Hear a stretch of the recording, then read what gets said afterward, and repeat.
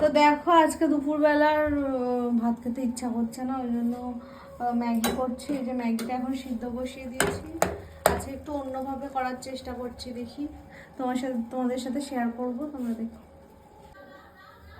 দেখো কড়াইতে তেল দিয়ে নিলাম, দুটো ডিম ভেজে নেবো।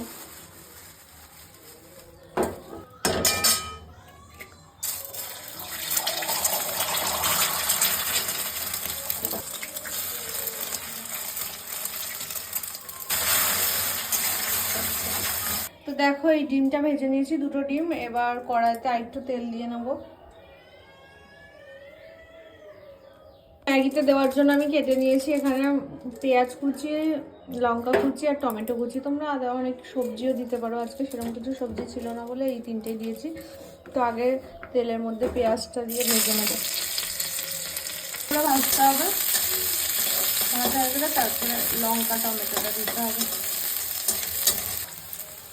এবার কাঁচা লঙ্কা কুচিটা দিয়ে দিলাম। কাঁচা লঙ্কাটা একটু ভাজা ভাজা হলে তারপরে টমেটো কুচিটা দিয়ে দেবো। দেখো এটা হালকা ভেজে নিয়েছি, এবার টমেটো কুচিটা দিয়ে দেবো। এগুলো তোমাদের আন্দাজ মতো দিতে পারো। আমি এখানে 4 প্যাকেট ম্যাগি নিয়েছি, সেদ্ধ করে নিয়েছি, এর জন্য এইটুকু মশলা দিচ্ছি। তোমাদের টেস্ট অনুযায়ী তোমরা দেবে।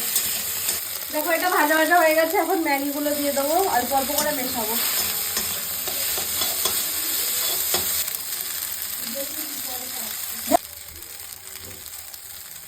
এবারে যে ডিমটা ভেজে রেখেছিলাম, ডিম দুটো দিয়ে দিলাম।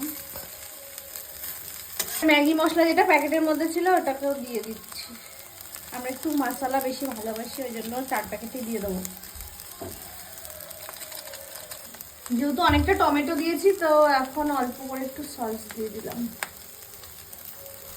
এই যে আমাদের ম্যাগি রেডি। দেখতে তো ভালোই লাগছে, তো খেয়ে দেখি কেমন হয়েছে। বাই।